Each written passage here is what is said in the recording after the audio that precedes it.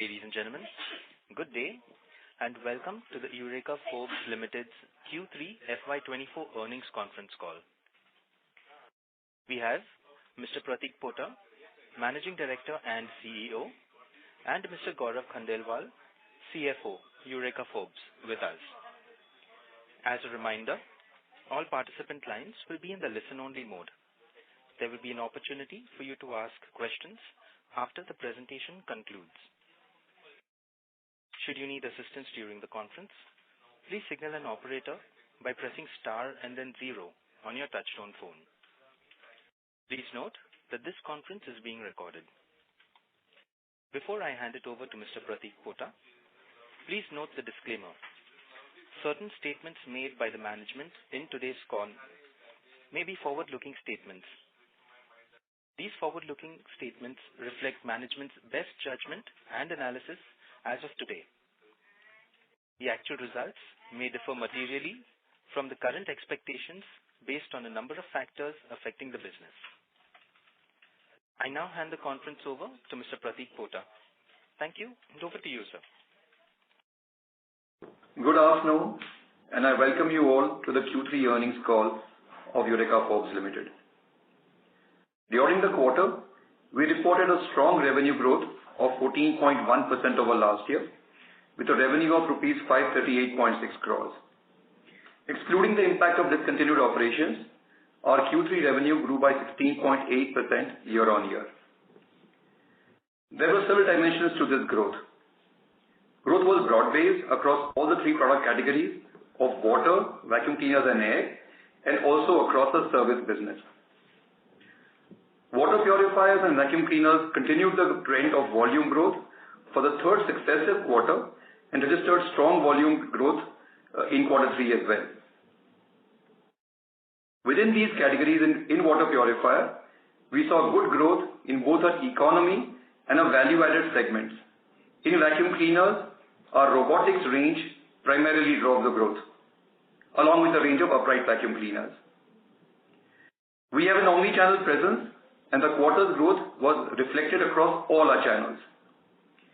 Within them, modern trade and e-commerce registered the strongest growth. Lastly, our revenues are beginning to reflect the impact of the innovation pipeline that we are building. I will speak more about that in just a bit.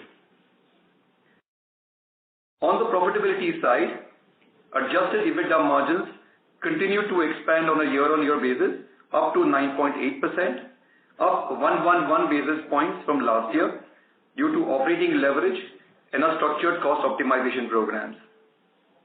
This margin improvement was delivered despite a conscious choice of significantly dialing up our advertising spends this quarter, both versus last year and versus last quarter.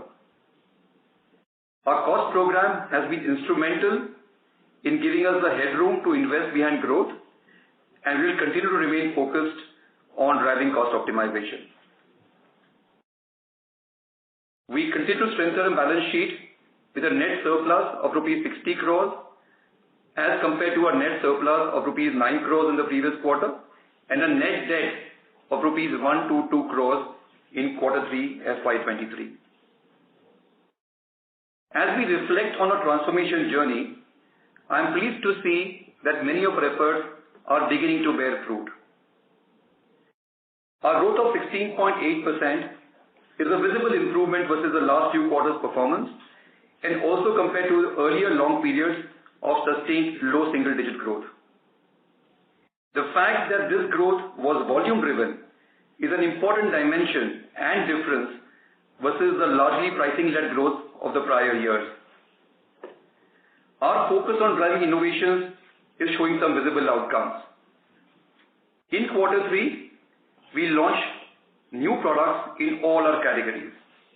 In water purifiers, we launched the AquaGuard SlimTech glass range with a classy contemporary design, AquaGuard Blaze Insta with a differentiated functionality of instant hot water, and 2 new products with alkaline water functionality. In vacuum cleaners, we launched an exciting range of convenient handheld and cordless vacuum cleaners, the Forbes Zero Bend Z series, and a category-first pet grooming kit, the Forbes Buddy. Our new range of 360 surround air purifiers too did well last quarter. Importantly, the quality and profile of our innovations, like the Slim Tech range, the zero bend vacuum cleaners, etc., indicate Eureka Forbes reclaiming its role as a pioneer and innovator in our categories. We will continue the focus on innovations, and we plan to launch several new products in the coming quarters as well. Building our categories and driving growth will require compelling and category-creating communication. As you know, we made a start with a Nal Se Kapda campaign early in the year. I am pleased to share that the campaign was selected as an FE award winner, which is an award, as you know, for marketing effectiveness campaigns. We increased our advertising spends in Q3 and ran the first ever TV campaign on our Forbes Pro robotic vacuum cleaner with extremely encouraging results. We will continue to invest on advertising and category creating communication, and to this effect, we have recently launched our first ever service campaign to increase awareness of genuine AquaGuard service. Our efforts at improving our customer service levels have also begun to deliver visible results. Q3 saw a significant improvement in service levels and turnaround times, and our NPS was at an all-time high. In summary, we are happy with a strong all-round Q3 performance. Looking ahead, we feel very confident that we have the right strategy and the right set of plans to drive sustained and profitable growth in the future and to transform Eureka Forbes into a D2C health and hygiene powerhouse. On that note, I will now hand you over to Gaurav Khandelwal, our CFO, who will provide more details about our financial performance. Over to you, Gaurav. Thank you, Prateek. Good afternoon, everyone, and thank you for joining us. Q2 witnessed a continuing step up in our performance on all three fronts of revenue, profitability, and cash flows. Our revenue at rupees 538.6 crores grew by 14.1% on a year-on-year basis. Adjusted for discontinued businesses, our revenues grew 16.8%. More importantly, this growth was broad-based across categories and channels and intrinsically driven by volumes. Gross margins were flat at 58.9% versus previous years, and we expect these to remain range-bound. Our diverse portfolio, a service revenue stream, and an ongoing cost program gives us the levers to drive gross margins. Our continued focus on cost initiatives ensured that our employee cost and service charges were largely flat versus previous year. Q3 employee costs include a non-cash ESOP charge of rupees 10.7 crores, and we expect these ESOP charges to remain at these levels in the coming quarters. Our key agenda is to drive profitable growth, and towards this end, this quarter witnessed increased advertisement spends to support our launches and innovations. Year-on-year increase of rupees 21.7 crore in other expenses line is largely attributable to increase in advertisement and sales promotion spends. Our efficiency initiatives in various cost lines have given us the headroom to invest more for growth. It is important to call out that a year-on-year EBITDA margin improvement of 111 basis points is after a significant 310 basis point increase in our advertisement and sales promotion spends. Also, when we see a quarter-on-quarter EBITDA margin movement, there is an increase of 150 basis points in advertisement and sales promotion spends. We believe that there are more efficiencies that can be extracted to drive growth investments and profitability. Strong cash flow generation continued in Q3. From 122 crore debt in December 22, we moved to a surplus of 9 crores in September 23 and were at 60 crores in December 23, leading to a 60% lower finance charge year-on-year. The combined effect of the above has led to an adjusted EBITDA growth of 28.6%, an adjusted PBT growth of 45.6%, and a PAT increase of 131.3% on a year-on-year basis.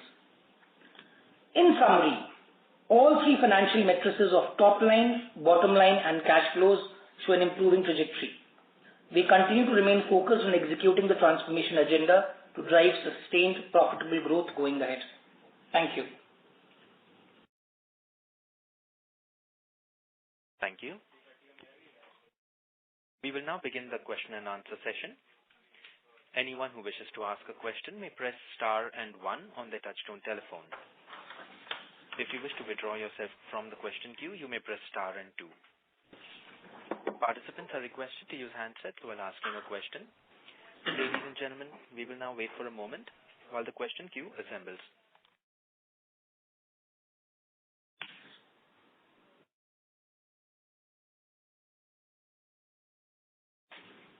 The first question is from the line of Priyank Chedda from Vallum Capital. Please go ahead.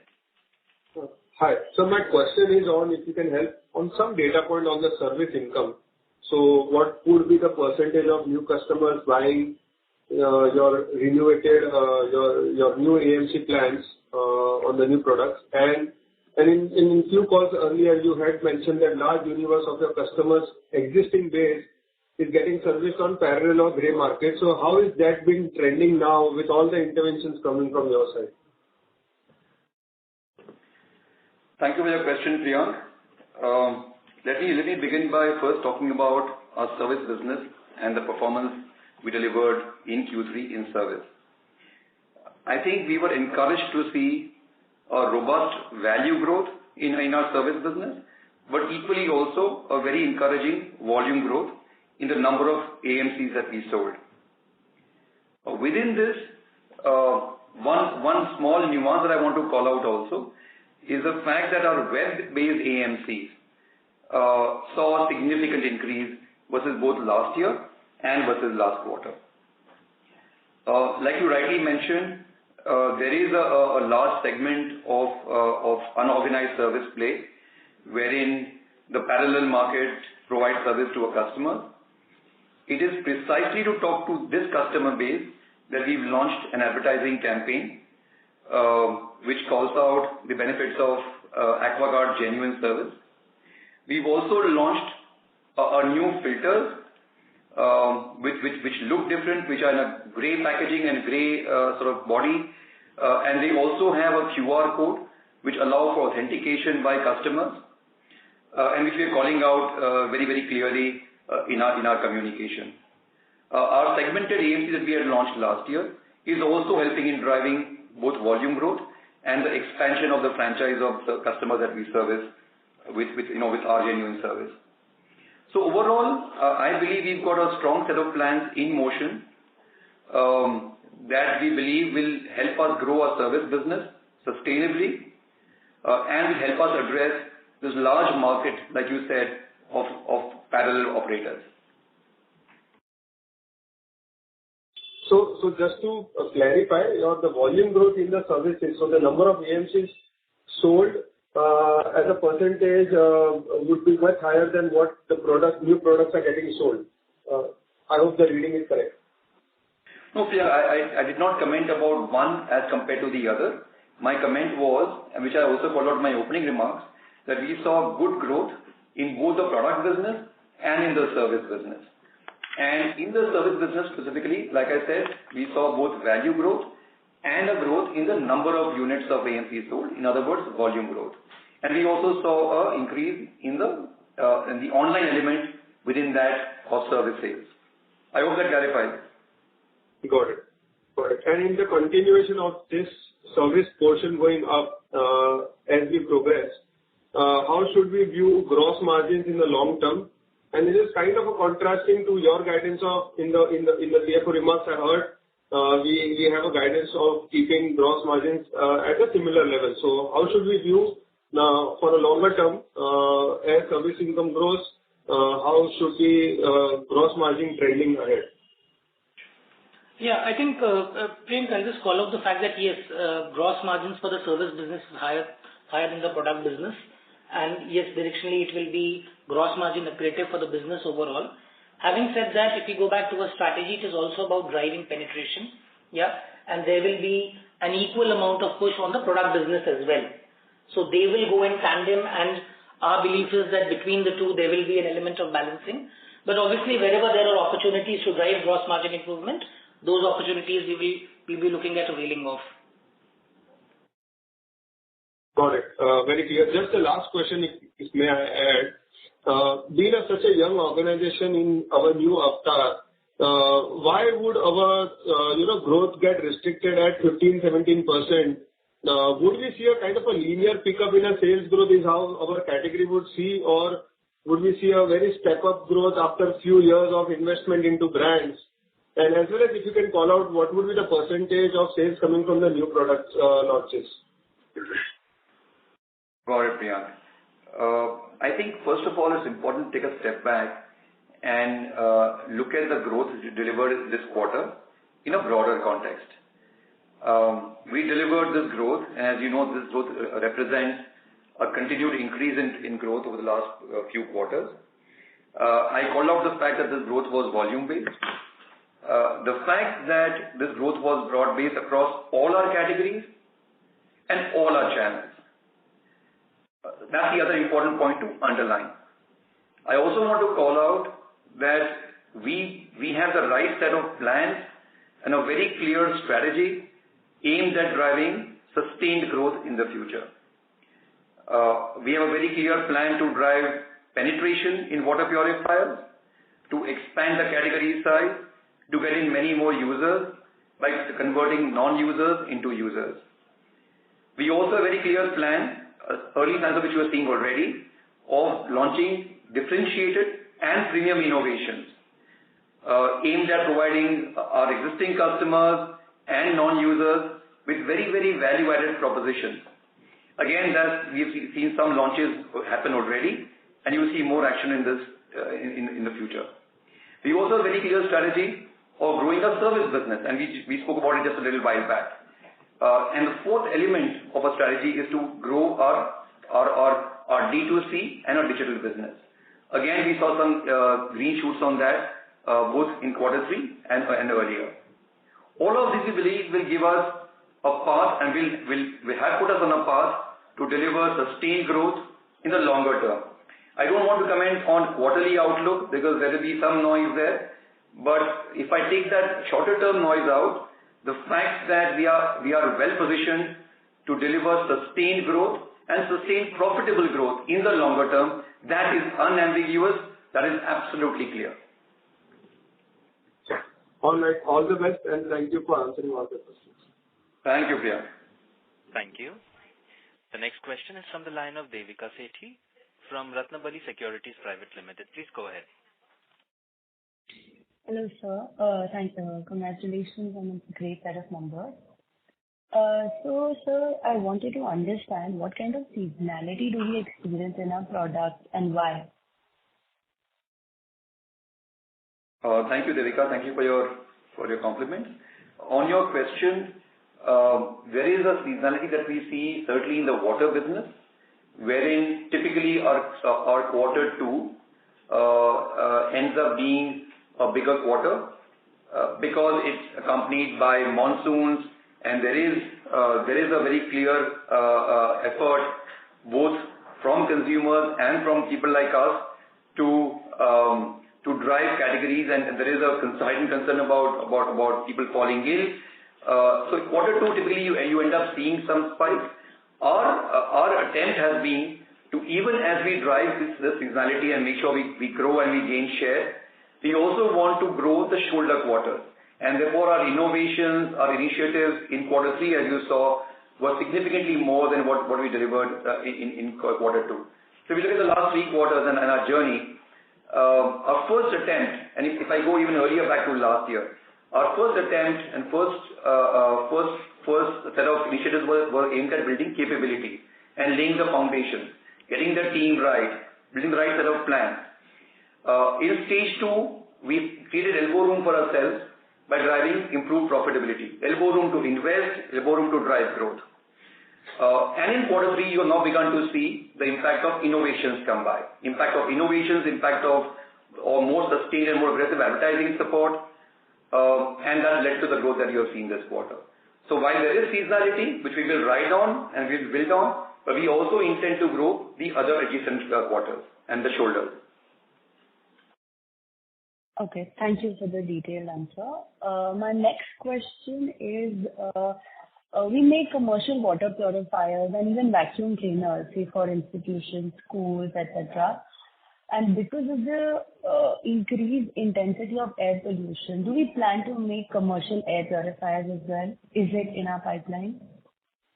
Devika, what we intend to do in the air purifier business is first to invest in growing the residential and the domestic market and the B2C market.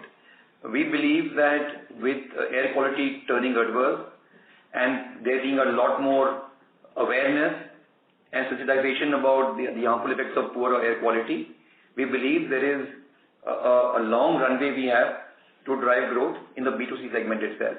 So you will, and in fact in quarter 3 as well, as I mentioned earlier, we launched a range of air purifiers. We saw very, very encouraging growth and response, and we intend to sustain this and build on this. We believe air could be a very big category for us in the future, but we will invest in it progressively in a calibrated way. As of now, we have no plans to enter in the B2B side of air purifiers. Okay. Thank you so much. That's it from my side. Thank you, Devika. Thank you. Ladies and gentlemen, if you wish to ask a question, you may please press star and 1. We have the next question from the line of Aniruddha Joshi from ICICI Securities. Please go ahead. Yeah, so thanks for the opportunity. So 3 questions. One, if you can elaborate on the rental model which we had launched only in Tamil Nadu.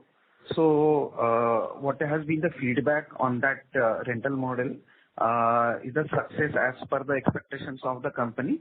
And secondly, do you see this plan getting rolled out pan-India basis? Question 1. Question 2, we have introduced a Pet Buddy, but how big is the market, and do you see any real investment in this kind of a model can really lead to a sizable revenue, at least in over next 2 years, 3 years? So what has been the thought process, and what is the revenue potential over a 3 to 4 year time frame, if you can indicate? And third, so we have already done a good amount of portfolio restructuring. So do you see there is a still need to introduce some of the premium products and even to reduce or cut down some of the older SKUs so as to rationalize the number of SKUs in the market? So where are we in on this thing? Yeah, that's it from my side. Thank you. Thank you, Aniruddha. Let me start with your first question on the rental pilot and the rental model. Like you rightly said, we've got the rental pilot in play in Chennai. We continue to observe and monitor the rental business and the rental pilots very closely in Chennai. And you'll be happy to know that there's some very valuable learnings that we are distilling from the pilot. There are some learnings that we've drawn about the pricing and the product and the range that we need to have. There's some very clear learnings about service and customers' expectations of service, both the speed of service, the reliability of service. There's some learning for our on-ground teams, our field teams, on execution, on the responsiveness, on the rigor, and also some learning on our digital experience and ease of access, the intuitive nature of UI, UX, etc. And that's what we are drawing as learnings. We are now, based on these learnings, we are looking to scale this up in the next financial year. And as you can imagine, this is the time of the year when we draw up our annual plans for next year. So doing a progressive extension of this pilot is something we certainly evaluate for FY2025. The extension will be calibrated, it will be measured, because we believe this could be a very, very big market, but we want to make sure we take measured steps and not plunge into it, headlong right away. So this will be a very deliberate and very measured expansion of rental, starting with a few towns, based on the learnings from the Chennai pilot. That said, I must also say that we don't see this happening earlier than second half of next year. So that's the answer on rental. On Pet Buddy, and I'm glad you noticed that product. It's one of my own personal favorites. It is a very, very convenient product for pet parents. All the consumer work shows that the pet care market is a market that growing very rapidly and growing very encouragingly, and can be much bigger than what it is right now. All our consumer work again shows that pet parents tend to indulge and have a very different threshold to expenditure compared to other consumers, and we are seeing that already in the early response to the Forbes Pro Buddy. As you can imagine, Aniruddha, having a channel, a direct sales channel, is also a very effective channel for us to do the demonstrations and to do the category creation work required for Forbes Pro. On a lighter note, the challenge happens sometimes when our frontline team members are afraid of pets, but there is a way that we found of working around that, but the learning has been very encouraging. And this could be a big product for us in the future. I don't want to put a number to it because I think the number would be misleading because the number could be very large. I don't want to cap our ambition, but it could be very significant and meaningful in the future. And again, going forward, this will not remain a one-off product. We will certainly evaluate based on the early learnings on how we can expand this and create a larger range around pet care. On your third question about portfolio restructuring, you are right in your observation that we have done some work already in restructuring and optimizing a portfolio. What we intend to do in the future is, and I called it out in my earlier remarks as well, is 2 or 3 things. First one is we intend to stay focused on driving penetration in the category, and that may require us to create the right products for different consumer segments and different non-users. So that's the first thing. The second area where we'll remain focused is on driving innovations, driving differentiated innovations, and driving premium innovations and value-added innovations. That will require us to add some products in a portfolio. And again, going back to what you asked, the expansion and the innovations will happen at both ends of the spectrum. You will see innovations coming at the value end, but you'll also see some very exciting and very significant innovations coming at the super premium end and the premium end. And that will play out over the next few quarters progressively. As we launch these new products, you can be sure that we'll remain focused on looking at opportunities for rationalization and culling products that do not belong in the future. So we'll try and stay lean, try and stay optimized on the portfolio, but we will be investing in creating new propositions and driving innovations at both ends of the spectrum. Okay, sure, sir. Sure, understood. So just last one question. Now we have seen in case of air purifier, the market is shifting in other way also. For example, there are air conditioners which offer some sort of air purification also, or even there are companies who have introduced ceiling fans with the benefit of even air purifier also. So will we contemplate launching such products, or how do you see the in a way air purifier per se market getting impacted by such products? So what will be the strategy of Eureka in this regard? No, that's such a good question, Aniruddha. And you're absolutely right that there are people attempting to enter this category and address this opportunity from different vantage points. And that's absolutely outstanding news. Because the more people enter this category, the more news they create, the more will be the visibility of this category and more will be the awareness creation. This category is so small now, Aniruddha, so microscopically small that any attempt to grow this category can only be accretive, can only be growth enabling. So as of now, our focus remains on the consumer, and we believe that we have the right strategy and the right plan to incubate and grow this category.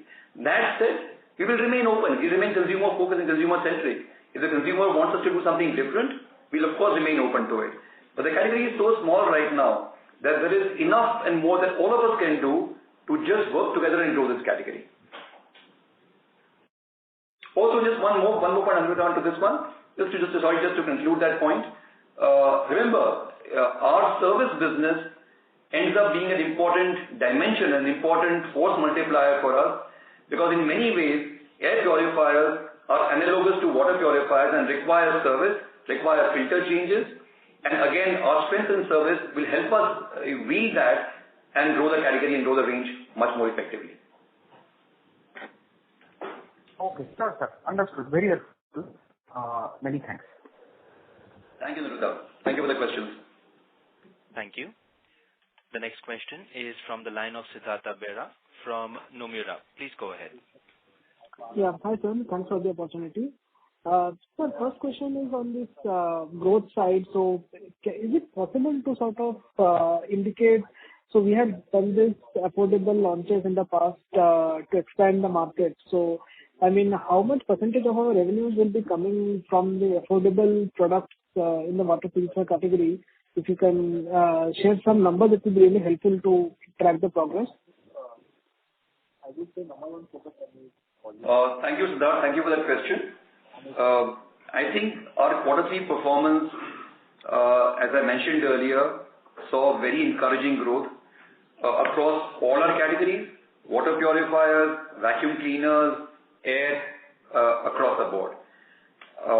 In water purifiers, our growth was driven not just by the value segment and not just by the economy products, but we also saw strong growth coming from the mid-price segment and the premium segment. As you also saw, in quarter 3, we launched a number of innovations, and all of these were at the premium price points, be it the AquaGuard Slim Tech range or indeed the Blaze Insta Hot product. They are all at the premium price points. So going forward, you will see our growth come from a variety of products and propositions. At the entry level, you will see the value range driving growth, but you also see us drive growth in the mid-price and the premium segments. One very interesting data point that I want to call out is that as we see customer entry into the mid-price and premium segments, just like we saw in economy, a large number of customers are entering to the mid-price and premium products. So even new entrants are opting for more expensive, more premium, but more differentiated product proposition. So therefore, our belief now is that it will be not just economy and value that will drive penetration. It will also drive penetration to the complete stack and the complete range of purifiers, provided they deliver to a customer proposition and customer relevant proposition meaningfully. Got it, sir. In terms of slightly more color on the growth, will it be possible to indicate generally the growth will be led by the urban regions, or how is the rural salience, or which will be your focus area in the near term, and whether this growth number can have further upside if you sort of penetrate more into a particular category? So some thoughts there. And secondly, sir, on the margin side, I mean, you talked about multiple catalysts more remaining for further improvement. So some color, which will be these areas which can sort of support further improvement from current level? Siddharth, I'm sorry, I didn't get your second question. Can you repeat the second question, please? Sir, on the margin side, so what will be the further catalysts for improvement? Yeah. Got it. Sorry, I didn't hear that. Sure. So let me answer your earlier question first, and then I request Gaurav to chip in on the margin improvement point. I think one additional element of a growth in quarter 3, apart from the growth being cross-category, cross-channel, was the fact that we saw strong growth in both metros, non-metros, and the smaller towns. We saw growth come from modern trade, which obviously, as you imagine, is more in larger towns. We saw growth come from general trade, which goes down the cost strata. We saw growth coming from a direct channel, both in the metros, in the non and smaller towns. And we saw very strong growth come from e-commerce. And e-commerce, as we spoke to our partners and we saw the data, the e-commerce growth was across the cost strata, small towns, large towns, and metros. I would say that our contribution of pure play rural is still small, but you can be sure that in our plans, we intend to build a much larger rural portfolio going forward. The good news is that pipe water availability, power availability in small towns and in rural is becoming meaningful now, and this, we believe, offers us a runway for growth in the future. Gaurav? Yes, I think there are multiple levers available as far as margins is concerned. Let me break this into smaller parts. I think one, on the cost side, I think some of the areas where we see very clear line of sight is around COGS. I think an outcome of a volume growth in a business is that it gives you better leverage in negotiating better prices. So COGS is one area that we've identified as a big opportunity. The second is that when we look at some of our spend lines, e.g., our IT spends, our freight and logistics spends, and when we benchmark it to other companies, we clearly see a headroom of driving efficiencies. So I think cost is one area where we believe that there is still adequate opportunities to be extracted. The second is around product mix. And I think one interesting thing that we've seen is that the new users who are coming in are not just in the economy segment. They're also coming in the mid and premium segment. So we have a portfolio opportunity within our product business in terms of economy, mid and premium. So that mix is a driver for us in terms of margins. And the third is, of course, our service business. So it's a combination of cost, it's a combination of our product portfolio, and it's a combination of our product versus service business. I think the best manifestation of this is the fact that when you look at a year-on-year margin improvement of 111 basis points, this has come after a conscious investment in advertisement and promotions of 310 basis points. So after having invested this more, we are still able to drive a year-on-year improvement. Even if you look at the sequential margins, in a quarter which was non-seasonal, the sequence and for a business with high gross margin, the EBITDA margin was down only by 64 basis points. And this is after investing 150 basis points more on advertisement and sales promotion. So from our perspective, I think we see there being multiple levers to drive margin. And from our perspective, we don't see any of these to be a one-time exercise. These are levers which are going to be deployed on an ongoing basis to drive profitable growth. Thanks, sir. Thanks for the opportunity. I'll come back in the call. Thank you, Siddharth. Thank you. To ask a question, ladies and gentlemen, you may please press star and 1. We have the next question from the line of Abhijit Akella from Kotak Securities. Please go ahead. Yeah, good afternoon. Thanks for taking my questions. First, just on the volume growth, while I understand that most of the revenue growth this quarter was driven by volumes, if possible, would it be possible to share some sense of how much in quantity terms the volume growth exactly was for this quarter, and particularly in the water purifier category?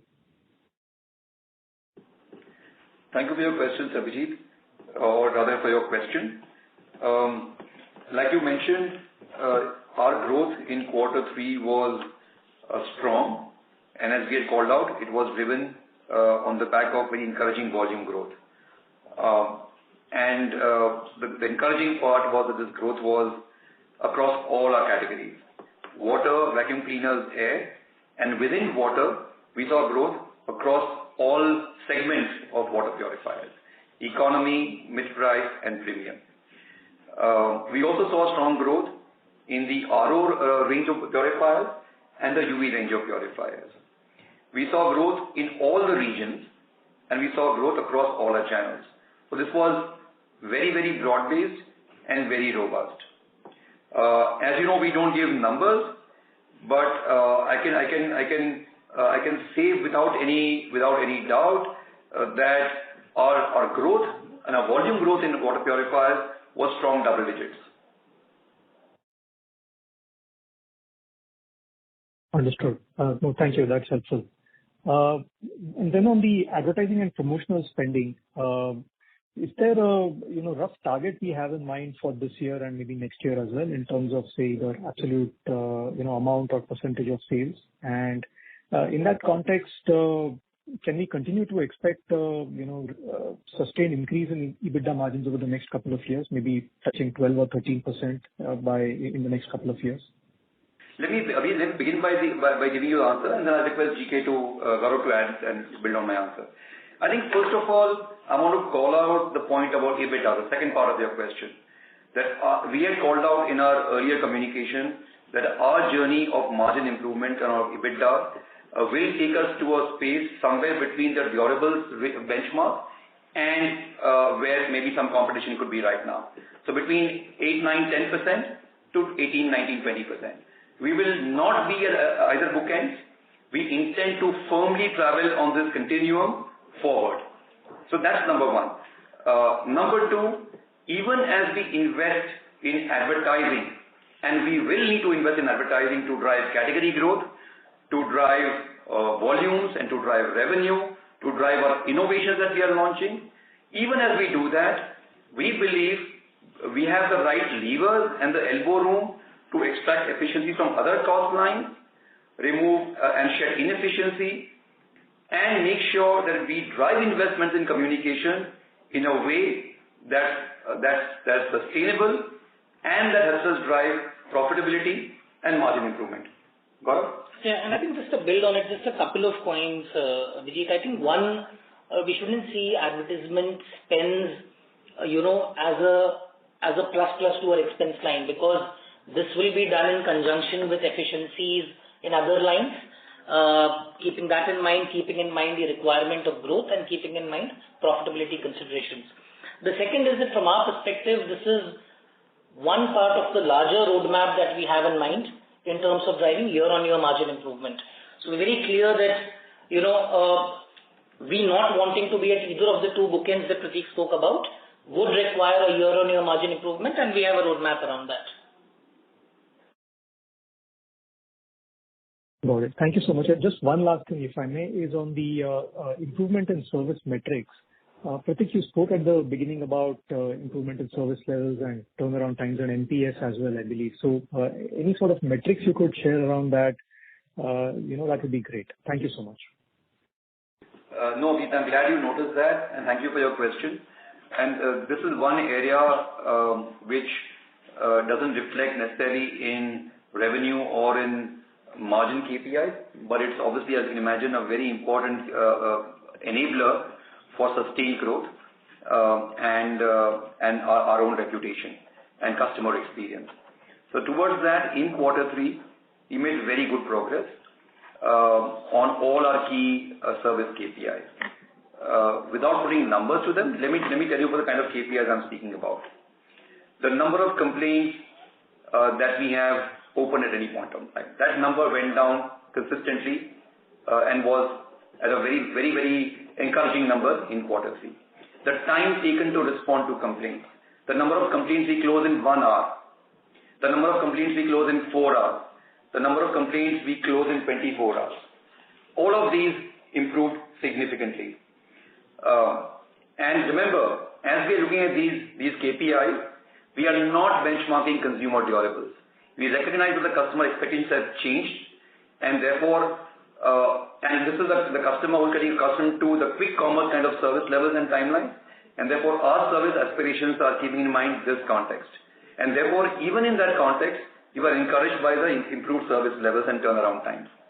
Yeah, so across the board, and of course, like I said, this immediately translated into and led to improvement across the board on the net promoter score and increase in the number of promoters and decrease in the number of detractors. Got it. Thank you so much and wish you all the best. Thank you, Abhijit. Thank you. The next question is from the line of Rahul Kumar Paliwal from Shifa Family Office. Please go ahead. Yeah, thanks for the opportunity. So, Eureka created definitely legacy in cleaning and hygiene, but there seems a gap in technology-driven space, like Apple kind of approach, which surprises consumer through advanced healthcare, new features, deep insights into consumer health areas, and fresh perspective towards science and product aesthetics. Not only in look and feel, but DIY side also. So that's one observation for growth going ahead. Then you spoke about innovation. So my question is on this R&D side. Is it in-house team? What is the size of the team, and how does it work for you? Like talent profile, innovation, index measurement. How does it work so far the innovation is concerned? That's question number one. Question number two is on this air purification and water purification side. This seems to be a large opportunity but when we look about the products, the basic specification like CADR, which is a clean air delivery rate, is missing, and that feature is not there in our advanced product, even including the new one launched. like a few other European standard product, Blue Air and all, they do about air purification, right? I think we should look into, those space. And in the water purification, I feel this electrolyzer moment is a big, so far the science is concerned, and that could create a altogether new category in water science, through not only purification and mineralization space, but beyond it. So maybe you can consider it and answer about these. Thank you, Rahul. Thank you for your questions. And I was struck especially by your first question, where you were comparing us to other tech businesses, companies like Apple, etc. But I think it's a very, very important point that you call out. If you think about it, Eureka Forbes from its inception was imagined to be a direct-to-consumer company with a direct sales channel, with a large service network, and that has remained some of our strengths over the years, even as we have acquired new ones. What we are now doing is to reimagine the company in making it D2C with a much more technology-enabled, digitally enabled, data-enabled way of working. And which is why in my opening remarks I spoke about D2C health and hygiene powerhouse. So this is a new form of D2C, using the power of digital, power of data, etc. And you will see us do a lot of work progressively over the months to come. Our D2C revenue business from both service and from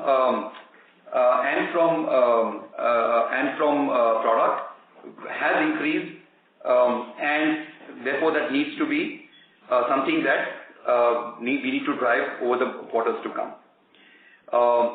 You will see us also invest in innovating around smart devices. We know, and Apple, for example, Apple Watch is a great case in point where consumers, like any wearable device, look at data, obsess over their own data on health and footsteps, heart rate, etc. So we know that there is this growing cohort of consumers who like to look at health data. And what better way of driving health than to stay hydrated and to have the adequate quantity of water. So therefore, you will see us invest in innovating around smart devices, along with providing customers informed and intelligent value-added insights around their water consumption and hydration. So that will be one area that you will see us invest more and more. So that's number two. Number three, on your question about R&D, the R&D category and the team that we have. I don't want to put numbers to the R&D team, but our R&D team and R&D efforts are largely in-house, even as we partner with external agencies like academic institutions, IITs, etc., in driving collaboration and partnerships. And I'm happy to tell you that our R&D team is solid, is best in class really in our categories, and in the last 1 year, we've invested in strengthening the capability by looking at, by adding capabilities around smart, around IoT, around design and engineering, building a stronger team for cleaning and for air. And all of these, we believe, will help us drive innovations and differentiation and basic science work much more in the future. You talked about air and water being a large opportunity. Couldn't agree more with you. Your observation about CADR, let me just tell you that both our air purifiers have the CADR called out, because as you rightly mentioned, it's a very important metric. Our AP150 air purifier has a CADR of 150, and our AP355 has a CADR of 355. That's the name there captures the CADR, and all documentation, customer-facing material has this called out. But I hear your implicit feedback. I will make sure that it's called out more clearly and more unambiguously.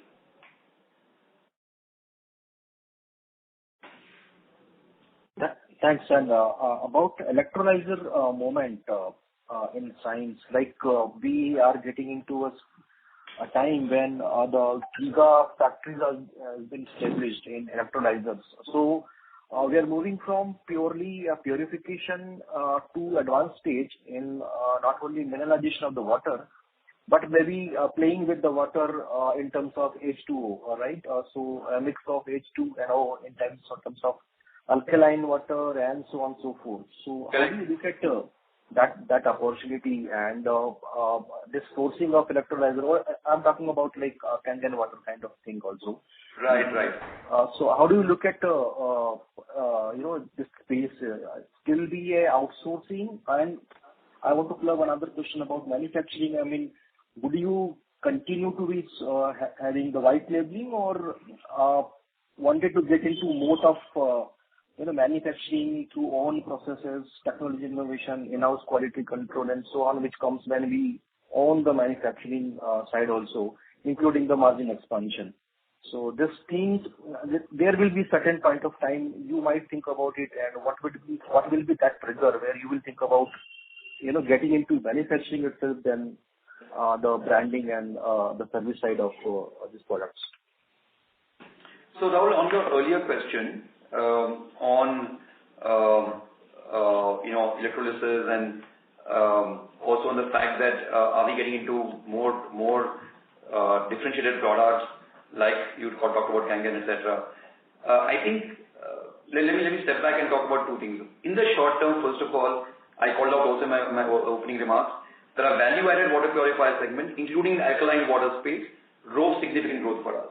In fact, we were encouraged to see the response to alkaline water purifiers in general trade channel as well. And we could see that this was therefore a much more broad-based acceptance of this segment amongst consumers, not just people who maybe who are more informed and more evolved. So we were encouraged to see that. Going forward, we also are seeing the emergence of exciting new technologies, which are potentially going to open the door for us for the next technology after RO. And towards that are whether it's EDI or CDI, any of these technologies. So our R&D team is doing some very, very exciting work now, both within ourselves and with partnerships. We believe that will open the door for us to build the next range of water purifiers in the future. I don't want to spend more time on this because it's obviously sensitive information, but you can be sure that we are at the early stage of new technology and exploring ways of commercializing it. On your second question about manufacturing, our manufacturing of water purifiers is entirely in-house, and we have all the capabilities required to drive high-quality manufacturing. We have a very strong QA team and very robust QA processes. We have two factories, one in Bangalore, one in Dehradun. Our vacuum cleaner production is a combination of what we produce in these two factories plus what we outsource. And we'll of course remain open to looking at ways of insourcing more and more of the products as we go forward. Thank you. The next question is from the line of Harshit Kapadia from Elara Capital. Please go ahead. Yeah, hi. Thanks for the opportunity and congratulations for achieving a double-digit volume growth, which you have been saying out multiple times. So, congrats on that. A few questions from my side. Since we have seen a double-digit volume growth, what has been the market share gains for Eureka Forbes in the water purifier and vacuum cleaner category? So we retain a number one position, but if you can give a sense, have we touched above 50% share in water purifier and probably around 70% share in vacuum cleaner? Is that the first question? Secondly, you had been mentioning on the service side that the consumers who are having AquaGuard and who are not using the service of AquaGuard has been significantly higher. So has that proportion now come to equal level?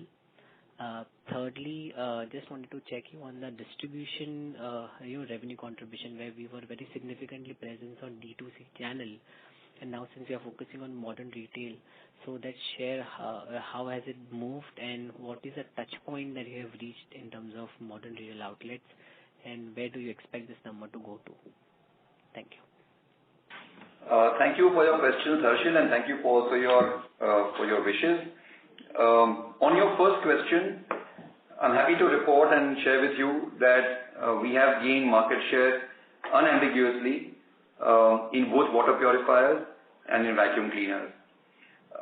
In water purifiers, we were pleased to see a very strong gain in our modern trade channel, and we were pleased to see a gain across different chains, different geographies, different segments. This market share gain was both volume and value. As you know, we don't share market share in absolute numbers, and in any case, the market share is reported only for retail by GfK, the third-party audit, and therefore that's something we believe which does not represent and capture the entirety of market share. But both in retail and in its entirety, our market share gain was robust. And like I said, it was both in EWPs, in water purifiers, and in vacuum cleaners. And we expect that as we drive growth, as we drive innovations, especially in the premium space, we expect to continue to gain market share going forward. Moving on to your second question on service, you're absolutely right. Our endeavor is to talk to the AquaGuard consumer who is often unknowingly availing of a parallel operator service. And the attempt that we've been making is to drive awareness, drive ease of access, drive ease of authentication to convert a large part of this parallel market into the organized AquaGuard space. And like I said, we are pleased with the progress we made in Q3 with both volume and value growth coming away in service. But this will be a long journey. Behavior changing the channel contours will be a sustained effort progressively quarter after quarter after quarter. And I think it would be facile to expect some meaningful change only in one quarter. But you can be sure that we will stay resolute, we will stay focused, and we will we already have and we will continue to have a strong set of plans aimed at converting a growing share of this market into the organized AquaGuard space. On your third question of D2C versus modern trade, actually there is no versus. We believe there is space for both a direct channel to grow, our online D2C segment and channel to grow, and of course modern trade to grow. Indeed, as we've demonstrated in Q3, we've had encouraging growth in our direct channel. And one interesting thing, one element of direct channel growth was our robust delivery of growth through premium vacuum cleaners, especially robotics. And products like robotics respond very well to demonstrations. Robotics, upright vacuum cleaners respond really well to demonstrations. And indeed, we delivered that, and we saw that in Q3 as well. We also saw a strong growth in modern trade, as I said earlier. And given where we are, I don't think it will be an either or. We intend to grow all these channels: modern trade, our direct channels, and indeed our online D2C channels. I hope that answers your question. Yeah, thank you, sir. Thank you. Just one final question to GK. Your capex number was at 60 crores for FY24 and 25. Is that the number which you still retain, or is there any change there? No, I think like all areas of spend, capex is also an area where we've looked at opportunities of efficiencies that are there. I think 2 or 3 things. We do expect our capex to be higher than our previous levels of 17-18 crores. We expect this year to be more in the range of 40 to 45 crores, and hence we would be spending lower than what we thought. It's largely being driven by a choice of moving our digital development in-house. We've made significant investment in our digital teams, and we believe that we have the right capability to kind of build whatever products that we want to build. And hence that's a conscious model choice that we've made without impacting any of the outcomes. The second point I want to call out is the fact that our capex on innovations and building a pipeline which goes beyond the coming year as well, that is something which continues, and the manifestation of that has been some of the recent innovations that you've seen, and going ahead also you will keep on seeing innovations coming out. Fair enough. This last question on premiumization, as sir spoke about. So is it possible to share some sense on what percentage of your product portfolio is premiumized in water purifier and in vacuum cleaner? So Arshil, it will be hard to share numbers on the mix of the premium products. But like I said, we saw growth in both the value end of the spectrum, the mid-priced products, as also the premium segment. Our innovations, as you have seen, have been, at least in quarter 3, have been much more in the premium space. But as we go forward, we will have innovations and we'll have a strong set of products spanning the entire continuum, the entire spectrum. We believe there is a lot of room for us to drive premium products for sure, and we have seen that in category after category. The premium segments have been more robust, have responded well.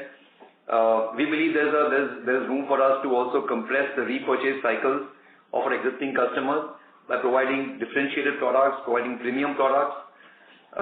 So that's really one area of focus. So hard to share numbers, but that's an area you will see us focusing on more and more as we go forward. Okay, sir. Yeah. Thank you very much and wish you all the best. Thank you, Arshil. Thank you. Thank you. The next question is from the line of Kevin Gandhi from CapGrow Capital Advisors. Please go ahead. Hello. Hello. Thanks for taking my question. Hello. Yes, we can hear you. Please go ahead. Yeah. So, just wanted to understand the margin improvement which you just talked about from approximately 9% to like 14-15%. So, and as we seen, as the sir said, that the gross margin has already been capped at a certain level. How do you see from which all pockets of expenses do you see this growth in margins coming from? And in how many time or how many years to say that you expect this margin number to grow? So yeah, thank you. Yeah, I think 2 or 3 call-outs around your question. One, around the fact that, bear in mind the fact that we are a very high gross margin business and the impact of operating leverage is very high. So that is something that as we grow along, that will be one big driver of profitability. So that's one. Number 2 is around the fact that within the cost lines that we have, there are opportunities that have been identified and we are working upon, which is specifically in COGS, in freight, logistics, and IT. And there we believe there is significant headroom for margin improvement. And third, of course, is the mix that we have, both within our product portfolio, premium versus non-premium, and our service business. So I think from our perspective, we see multiple drivers across cost, across mix, and across operating leverage via growth. I think I just want to clarify a couple of things. One is around the fact that I think the intrinsic ability to drive margin is best reflected by the fact that we've had a 111 basis point improvement in EBITDA margin, despite a 110 basis point increase in advertisement sales promotion spends. And a lot of those spends have been very, very conscious choices that we made. The second is that we're not suggesting that, gross margin is capped. All that we are saying is that there are going to be competing, items at play, because from our perspective, the growth opportunity that we see is not just in service, but also in product. And of course, as efficiencies and COGS, etc. come and they increase with scale, even a gross margin could be a lever for overall EBITDA margin expansion. Okay, so understood. Sir, just one more question to add. How much was the proportion of the AMC service revenue in this quarter, and how much growth is expected over the quarters ahead? Yes, would be helpful. Thank you. I think just a couple of points. One, I think in this particular quarter, we've seen growth in our AMCs, both in volumes and in value. So that's an important call out. The second is, from our perspective, this is a big source of growth and profitability unlock. And I think the very fact that, for the first time we are investing behind it through a genuine Eureka Forbes service campaign is a clear manifestation of that. I'm afraid we don't give out on a quarterly basis the split of our service and non-service business. So that is something that, we are constrained in sharing. But clearly from our perspective, we've seen growth in service and product businesses both. Okay, so thank you.